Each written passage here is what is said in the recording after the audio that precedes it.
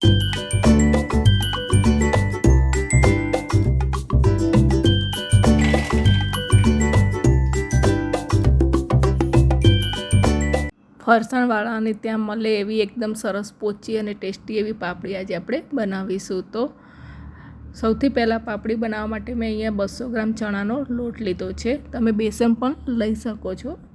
તો તેની અંદર આપણે સ્વાદ પ્રમાણે મીઠું એડ કરીશું, લગભગ હાફ ટીસ્પૂન જેટલું મીઠું એડ કર્યા પછી એની અંદર 2 ચમચી તેલ એડ કરવાનું છે અને લોટને સારી રીતે મિક્સ કરી લઈશું।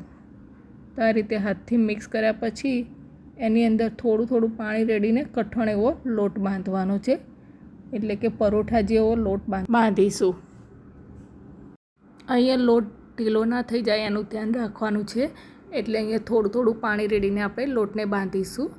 હું અહીંયા લગભગ થોડું કરીને 2 વાર પાણી એડ કરું છું, એટલે કે અડધા કપ જેટલું આપણે પાણી એડ કરીને લોટને બાંધવાનો છે।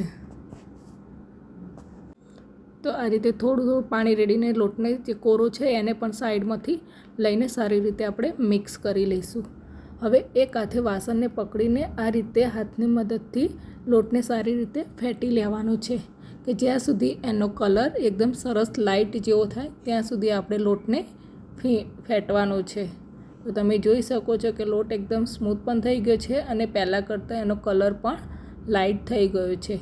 તો આ પ્રમાણેનો લોટ આપણો પાપડી બનાવવા માટે પરફેક્ટ છે। તો હવે આ લોટને હજુ તમે 2 થી 5 મિનિટ સુધી સારી રીતે મસળવાનો છે અને થોડુંક 1 ચમચી જેટલું પાણી લઈ અને એની ઉપર આ રીતે કરીશું કે જેથી લોટ સુકાઈ ના જાય। તો હવે લોટને મિક્સ સારી રીતે ઢાંકીને 10-1 મિનિટ સુધી આપણે રેસ્ટ આપીશું। તો ત્યાં સુધીમાં આપણે તેલ ગરમ કરવા મૂકવાનું છે।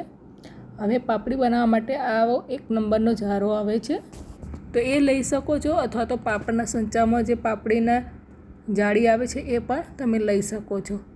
હવે તેલ ગરમ થઈ ગયું છે, તો આપણે સહેજ પાણી કે તેલવાળો હાથ કરીને લોટને ફરીથી આ રીતે ફેટી લઈશું અને નાનો લુવો લઈ અને જારાને આ રીતે તેલની કડાઈ ઉપર મૂકીશું અને સહેજ તેલવાળો કરીશું। અને હવે લુવો લઈ અને હાથની હથેળીથી નીચેનો જે ભાગ છે એ રીતે પ્રેસ કરતા જઈશું અને આપણે પાપડીને પાડીશું।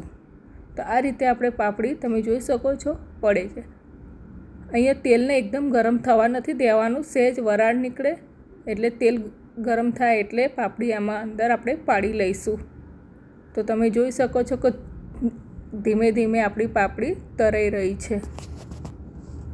તો અહીંયા પાપડીને એકદમ મીડિયમ સ્લો ગેસે જ કરવાની છે। જો તમે તેલ વધારે ગરમ રાખશો તો પાપડી જેવી પાડશો એવી તરત તરાઈને ઉપર આવશે અને લાલ થઈ જશે।